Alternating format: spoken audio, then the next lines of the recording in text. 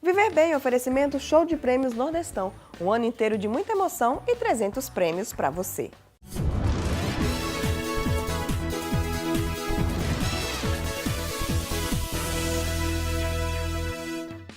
Bom dia! Mais um sábado, hoje 24 de março. Viver Bem está no ar mais uma vez para levar, como sempre, muita saúde, beleza e qualidade de vida para você e para toda a sua família.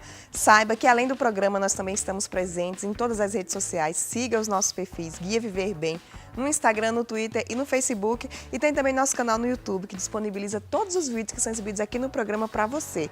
É só acessar a TV Viver Bem e lá você confere tudo que já foi exibido aqui no nosso programa, tá bom? Confira agora tudo que a gente preparou para o Viver Bem de hoje, 24 de março de 2018. Semana Santa tá chegando e vamos trazer dicas para lá de especiais para ajudar você a escolher o seu peixe. Tem entrevista sobre fibromialgia com o reumatologista Henrique Latorres. A Maratona da Cidade do Natal está chegando e nós vamos trazer todos os detalhes para os corredores que vão se desafiar nos 42 quilômetros. Na Drive Treinamento Integrado, fomos conhecer o treinamento específico para os praticantes da vaquejada. Você já comprou seu peixe da Semana Santa? Para começar nosso programa, tem dicas para lá de especiais, lá no Supermercado Nordestão.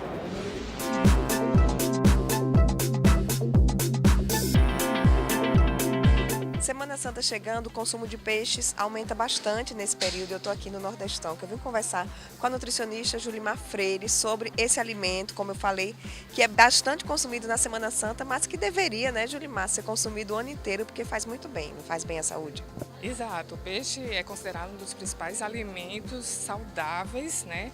É um alimento funcional e o que o torna mais saudável é um componente que ele tem, que é o ômega 3, que contribui para o bom funcionamento do cérebro, evita doenças cardiovasculares e também anti-inflamatórias. E além de ele ter proteínas de alto valor biológico e é de boa digestão. Pois é, agora sim, tem várias opções de peixe. Como é que a gente escolhe o melhor para integrar aí o nosso cardápio na Semana Santa e também, como a gente falou, o ano inteiro? Então, eles mais ricos em ômega 3 são o atum, a sardinha, a cavala e também o bacalhau. E aqui no Nordestão a gente encontra todas essas opções, né? Você falou aí da sardinha e do atum. Pode ser a sardinha enlatada e o atum também? Sim, esses produtos enlatados nós devemos ter assim mais atenção com relação, por exemplo, como é que está a lata, não deve estar amassada, não deve estar enferrujada, não deve estar estufada.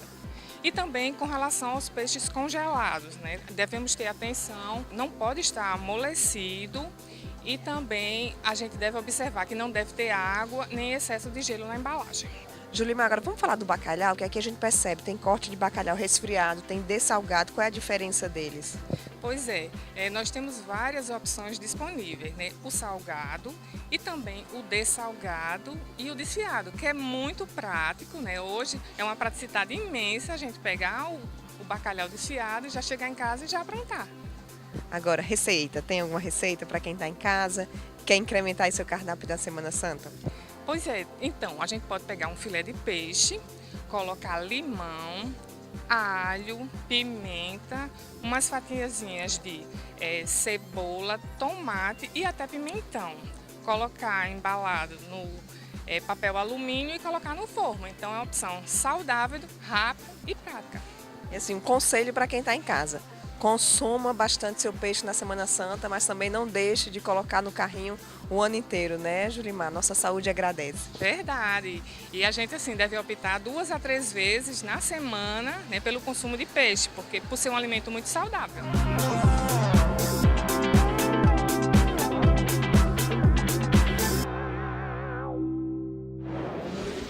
É isso aí, aproveita aí o sábado e o domingo para já escolher seu peixe, já preparar aí a receita. Não deu tempo para aprender todas as dicas que a Julimar passou? Vai lá no nosso canal no YouTube que a receita completa está lá disponível para você. E agora eu vou para o rápido intervalo, não sai daí, já já o Viver Bem está de volta.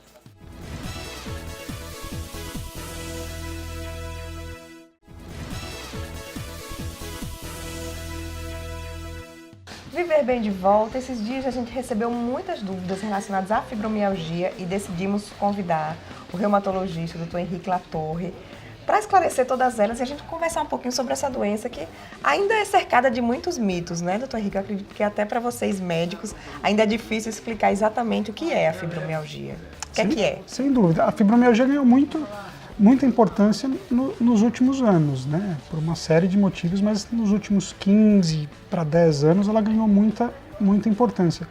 A fibromialgia é uma síndrome dolorosa crônica, né? Ela é uma síndrome porque ela pode se apresentar de diversas maneiras, né? Não tem um tipo específico de paciente com fibromialgia, né? E é uma síndrome dolorosa porque o principal sintoma é a dor. E é crônica porque essa dor tem que estar presente pelo menos por 3 meses, né? Não adianta a pessoa acordar com dor ou ficar uma semana com dor e já ter esse diagnóstico de fibromialgia, né? Muita gente fala que a dor é psicológica. Realmente a dor não é psicológica, né? Na verdade, a fibromialgia é um distúrbio de interpretação da dor, né? É como se, de uma maneira simples, o cérebro interpretasse um estímulo doloroso que não causaria uma dor muito importante como uma dor muito forte, né? Um exemplo é a gente fazer um estímulo fraco e a pessoa sentir essa dor muito mais forte ou mesmo essa dor permanecer durante um período maior do que ela deveria permanecer. Um distúrbio de interpretação do cérebro. Por isso que às vezes as pessoas confundem como psicológico também. Então, como é que é feito o diagnóstico da fibromialgia? Quem está em casa aí assistindo, quais são os sinais que ela deve procurar um especialista? Que especialista ela deve recorrer, né, para esclarecer essa dúvida? E se tem algum exame que diagnostique a Pois é, fibromialgia? O especialista que cuida primariamente da fibromialgia é o reumatologista, né? Por conta dessa doença ter diversos sintomas, às vezes vem junto com um problema de ansiedade, então a gente precisa de ajuda do psiquiatra, ou vem com algum distúrbio neurológico, a gente precisa da ajuda do neurologista, ou um distúrbio gástrico, a gente precisa do auxílio do gastroenterologista também. Então a gente pode, é multidisciplinar, né? A gente precisa da ajuda do psicólogo em alguns casos. Quanto ao diagnóstico da fibromialgia, ele é um diagnóstico clínico que a gente chama, né? Ou seja, não existe um marcador ou mesmo um exame de imagem que a gente peça que diagnostique a fibromialgia, né?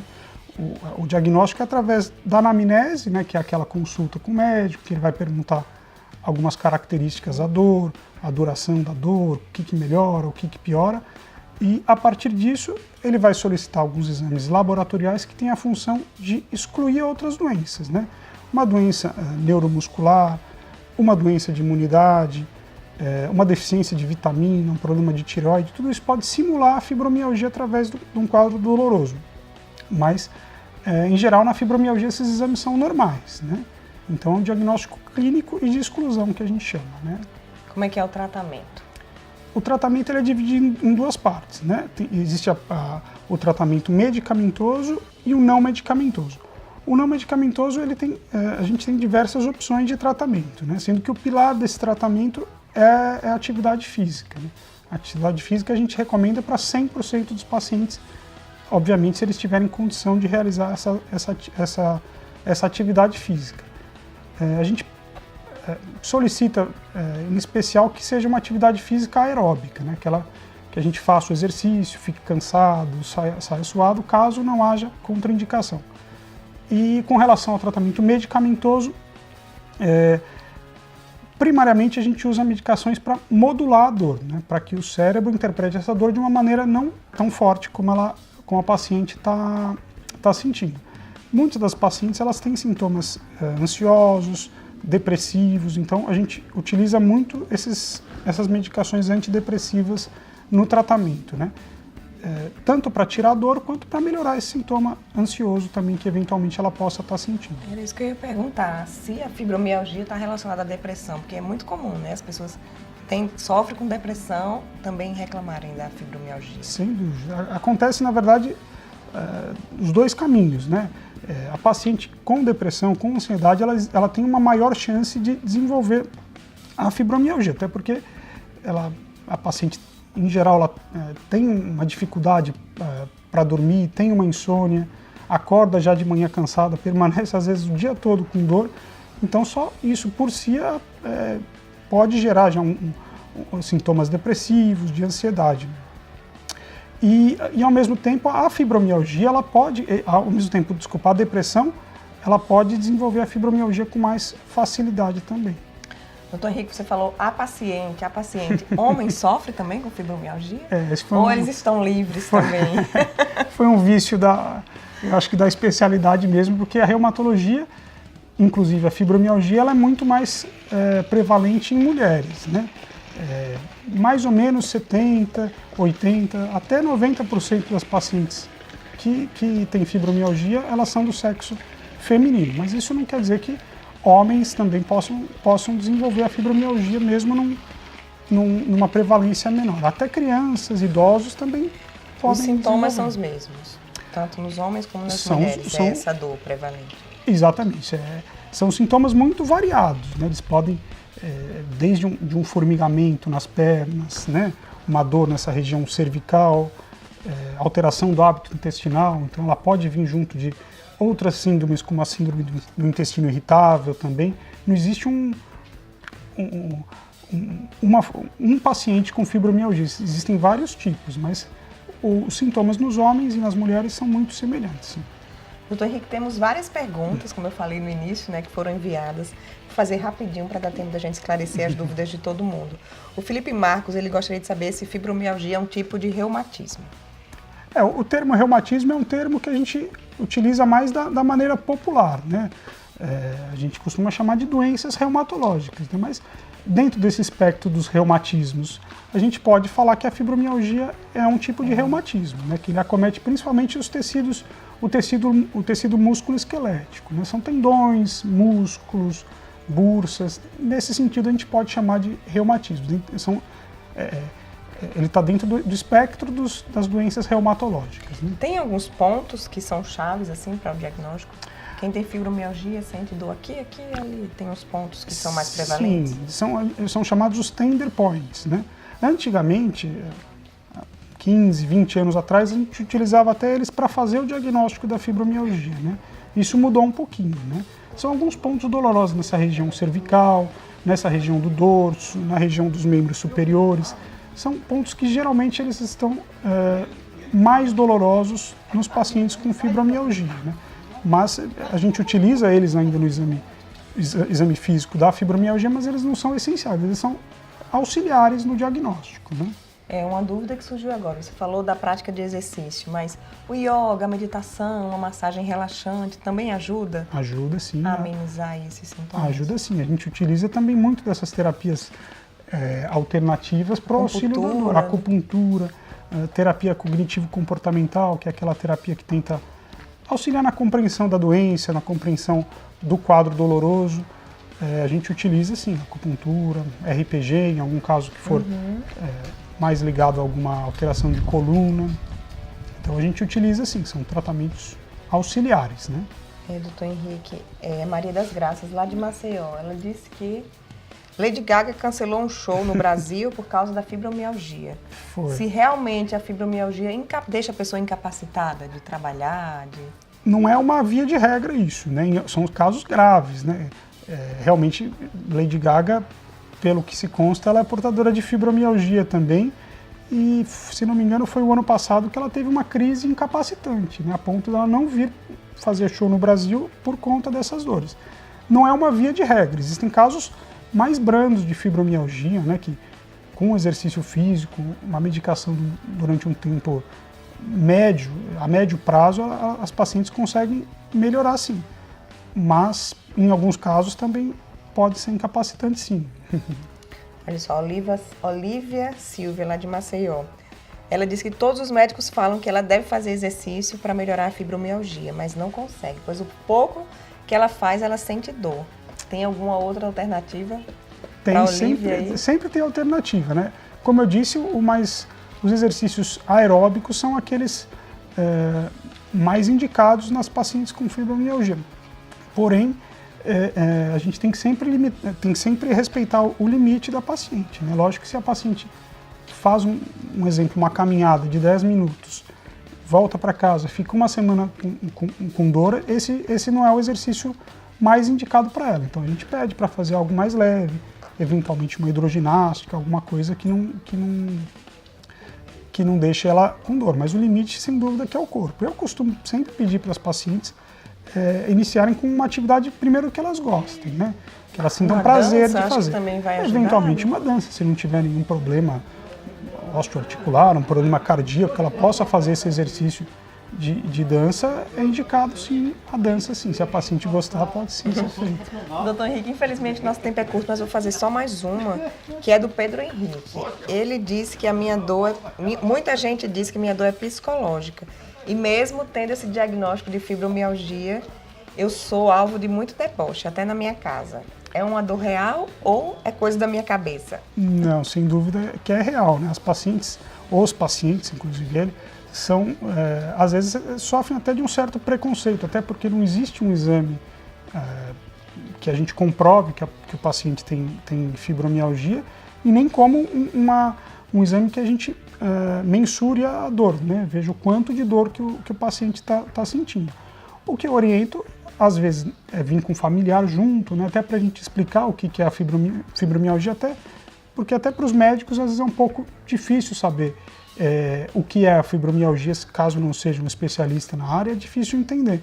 Então o que eu peço, às vezes, é vir junto com um familiar, para a gente tentar explicar a doença, as limitações, que vão ter dias que o paciente não vai sentir disposição para fazer as coisas, tentar compreensão.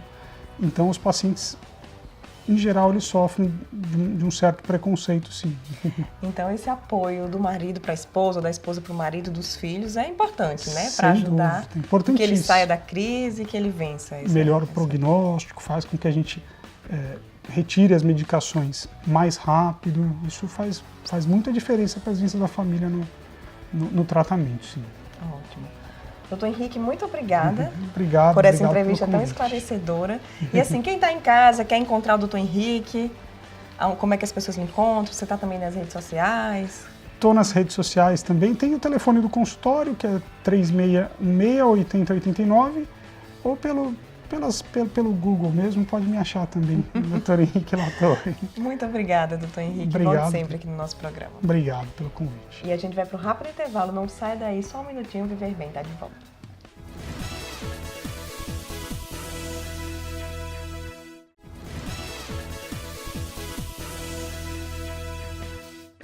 E já estamos na contagem regressiva para a primeira maratona da cidade do Natal, 6 de maio. Inscrições terminam essa semana, próxima quinta, dia 29. Vou conversar com Liz, organizadora. Teve essa coragem, né, Liz, de fazer a primeira maratona aqui da nossa cidade. Como é que está a expectativa? Como é que foi a aceitação do público para essa prova? A aceitação foi muito grande, né? O natalense, ele comprou a ideia, ele está querendo que o estado do Rio Grande do Norte hoje ele seja uma referência em corrida. Então a gente está trazendo os maiores eventos, a mãe do atletismo, que é a corrida de rua, então a repercussão é nacional. Tá vindo pessoas de todo lugar do Brasil correr com a gente e isso eleva o nível cultural da gente e a economia, o turismo, então a repercussão está sendo muito gratificante e com certeza a gente vai fazer uma excelente corrida. Liz, agora vocês colocaram 42, muita ousadia, mas também tem as provas, né, de 21, de 10 e de 5 quilômetros para quem ainda não atingiu aí os 42. Na verdade, a gente vai trabalhar todos os públicos, né? Quem está iniciando agora, quem quer desafiar para uma maratona, então todo mundo vai poder interagir na corrida. E a intenção é essa, fazer o esporte como inclusão e dar esse start de informação, de qualidade de vida e bem-estar às pessoas para começar a prática esportiva e fazer o trabalho de prevenção da saúde. Então a gente quer trabalhar não só a corrida, mas também o ato de você começar a fazer esporte. E assim, quem não conseguir os 42 esse ano já se desafia para treinar e fazer no próximo, né, Liz? É um percurso bem desafiador, né, o daqui? Natal, na verdade, o percurso tem um grau de dificuldade muito grande, né? As pessoas que vão encarar 42, com certeza têm experiências, vêm subindo em prova, 5, 10, 21, para chegar na prova mãe do atletismo. E dentro disso ela vai ter uma corrida segura, mas o 42 é uma prova desafiadora, que tem várias variáveis dentro da prova, então assim, vai ser um ato de superação, mas também a gente vai ter Natal, que é um clima muito bom, a gente vai passar pela via costeira, vai ver o mar, então assim, o percurso em si ajuda muito os futuros maratonistas e já maratonistas a concluir uma prova com muito sucesso. Agora, domingo, 6 horas da manhã, largada? Isso, a maratona larga os 21, 5h30 da manhã, e os 10 e os 5 quilômetros vão largar às 6 horas. Então são provas distintas aí, então a prova de maior distância vai largar mais cedo, que isso dá uma prioridade a galera que vai correr os 42 e os 21 não pegar sol, pegar um clima mais agradável e aí terminar essa prova desafiadora. Agora, o que é que vocês estão preparando assim de inovação para essa prova, que está todo mundo ansioso, né? Que vocês já anunciaram que realmente vai ser uma prova para ficar no calendário. Com certeza, a gente quer fazer um ato cultural da cidade, que é todo mundo praticar esporte, e a maratona ser um ponto de turismo para quem está vindo de fora conhecer a cidade, né? E aí dentro da prova vai ter várias surpresas também, mas o mais importante é dar segurança ao atleta. Então a gente vai ter uma mega hidratação, uma mega estrutura de segurança para os atletas dentro da prova, diversidades de suplementação durante a prova, e na entrega do kit também vai ter o que os corredores mais gostam, que é o entretenimento. Então a gente vai fazer uma feira de exposição antes da prova, de 2 dias, onde você vai poder usufruir, vai poder conhecer produtos que, alinhado à corrida, pode lhe dar uma melhor qualidade na sua performance. Então, assim, a maratona, na verdade, já começou. A gente está com vários pré-eventos até chegar à maratona, e no dia da maratona, várias surpresas, mas o mais importante é dar segurança ao corredor. Quem ainda não se inscreveu, dá tempo, que eu soube que essa semana acaba. Já está acelerada as inscrições, muita adesão à corrida, né? E aí vai até quinta-feira, né, dia 29, as inscrições. E está muito acelerado, mas corre que ainda dá tempo de você fazer sua inscrição e fazer parte desse momento histórico da cidade. Liz, muito obrigada, com certeza estaremos lá correndo e gravando, né? Já é nossa rotina do Viver Bem. Estou muito feliz com o sucesso do treino hoje de manhã na Sunline, né? E outros eventos virão pela frente antes da maratona. Obrigada a todo mundo e espero vocês lá dia 6 de maio. Um esporte bastante comum aqui na nossa região é a vaquejada. Os atletas precisam dar duro para se manter saudáveis, fortes e prevenir lesões. Exatamente por isso existe a Drive Treinamento, que oferece um treinamento específico para as necessidades dos vaqueiros. A gente foi até lá conferir tudo desse treinamento para você. O boi é o cavalo, é o vaqueiro, é o cavalo, é o boi. É o povo gritando, derruba e não pode deixar para depois. Marquinho Elias exibe com orgulho fotos e troféus que contam um pouco da sua história na vaquejada, esporte que faz parte da sua vida desde a infância. A minha história no esporte não começou comigo. É uma tradição da minha família. Meu pai foi um dos grandes incentivadores do esporte na década de 60. E o meu primeiro prêmio não foi por pontuação, foi a premiação do vaqueiro mais jovem em 1976, no Parque do Cordeiro, no Parque de Exposição de Recife. E desde então são 42 anos de história, com alguns prêmios de muito valor financeiro e alguns prêmios de muito valor emocional. Mas nem só de vitórias é feita a história desses 42 anos de vaquejada. Um problema de saúde afastou Marquinho por um tempo do esporte. Eu tenho uma hernia de disco e me incomodava um pouco. E eu fiquei adiando, algumas pessoas sugeriam cirurgia e eu passei um tempo sem praticar o esporte em função desse problema. E aí um amigo conversando comigo me incentivou e eu comecei a fazer o treinamento e estou me sentindo super bem, estou praticando, estou competindo, sem nenhuma limitação. O treinamento que ele se refere é realizado aqui na Drive Treinamento Integrado, que já se consolidou por oferecer treinos específicos para atletas dos mais variados esportes. André Dantas aproveitou a sua experiência com a vaquejada na adolescência para montar um programa específico para ajudar na preparação e prevenção de lesões de vaqueiros como o Marquinho Elias. Até aproximadamente meus 18, 19 anos eu tive uma vivência no meio da vaquejada, eu pratiquei o esporte. Depois fui para a faculdade, aquela coisa toda, fui um pouco me afastando, mas entendi na parte prática como era o esporte. E depois de terminar a educação física, eu me perguntei, por que não ajudar esse pessoal? Uma vez que eu me deparei com uma matéria de um fisioterapeuta de São Paulo, em 2010 mais ou menos, onde ele detectou que as principais lesões que ocorriam nos vaqueiros eram dedo, punho, ruptura de bíceps, peitoral, problemas de coluna. E eu pensei, enquanto profissional de educação física, profissional do movimento, por que não direcionar um trabalho específico para esse público que é muito carente dessa informação? Como é que é o treinamento? dos vaqueiros que procuram a Drive? Normalmente eles chegam, no primeiro contato, eles são submetidos a uma avaliação funcional de movimento. A partir dessa avaliação são detectadas algumas assimetrias, compensações, principais desconfortos que eles apresentam. A gente tenta entender o gesto biomecânico que ele exerce na hora da puxada. Cada um tem a sua especificidade, um puxa mais para baixo, um passa a perna por cima do cavalo. E partindo desse princípio, da especificidade de cada um, a gente desenvolve o treinamento para eles. Agora, André, é bem lesivo, né? Você olhando aí as imagens, a posição que eles ficam, a força que eles devem fazer para puxar o boi. Então, é um esporte que realmente predispõe à lesão. Então, tem que ter esse treinamento. Exatamente. Assim como outros esportes também, existe o risco da lesão, né? E como eu te falei, a minha prática, até aproximadamente os 20 anos, ajudou muito a entender o que é você estar em cima de um cavalo a 30, 40 km por hora, mais ou menos, a vir puxar um boi de 200, 300, 400 quilos.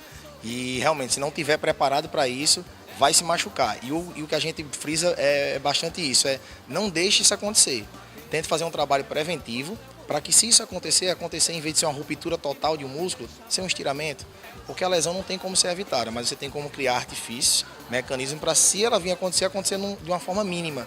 E é isso aqui que a gente busca no treinamento. Daniel Bruno também sentiu no corpo a necessidade desse acompanhamento aqui na Drive. Pratica vaquejada desde os 13 anos e depois de 4 anos parado, precisou de ajuda para retornar às competições. No final do ano passado, comprei um cavalo e venho me dedicando nesses últimos tempos. Comecei a correr oficialmente em 2018. A primeira vaquejada que eu fui foi uma vaquejadinha pequena, mas eu ganhei, né? E assim, graças ao treinamento, eu até brinquei com o André no dia. Foi a primeira pessoa que eu liguei.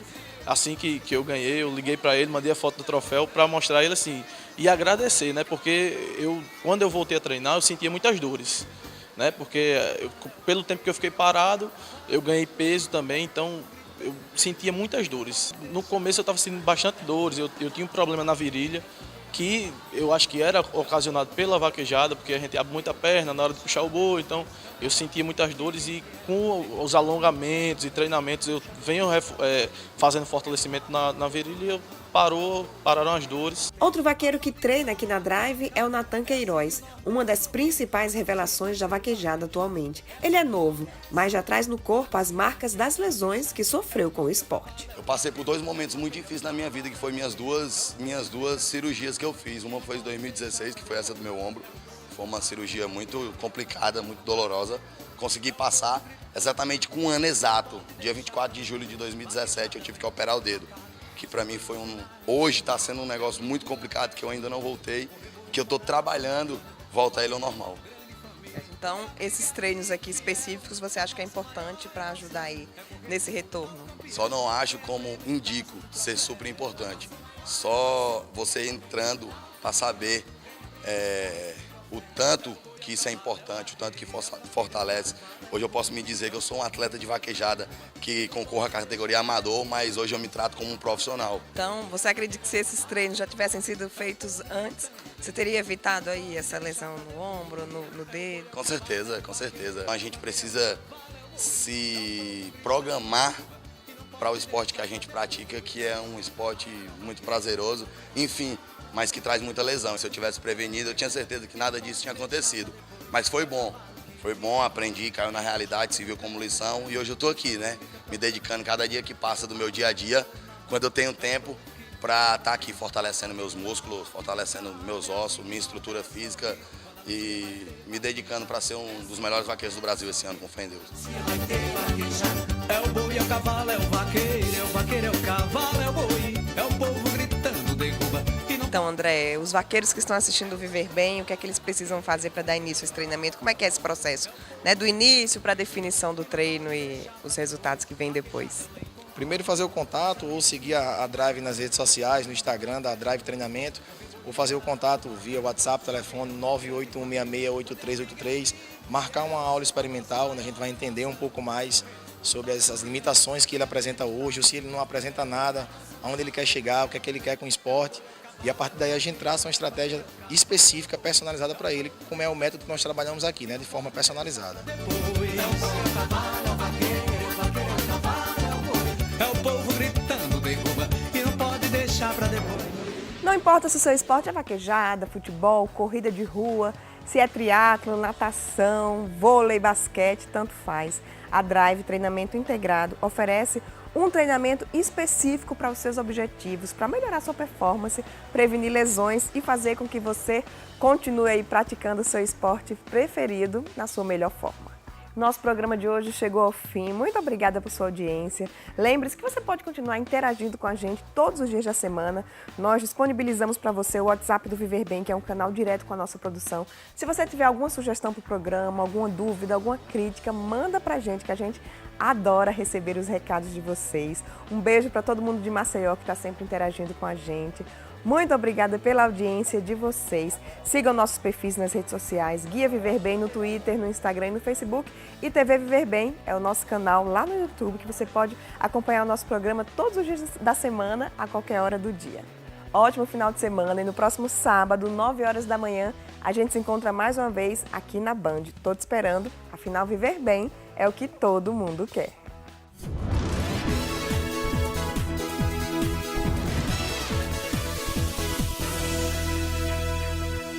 Viver Bem, oferecimento show de prêmios Nordestão. Um ano inteiro de muita emoção e 300 prêmios para você.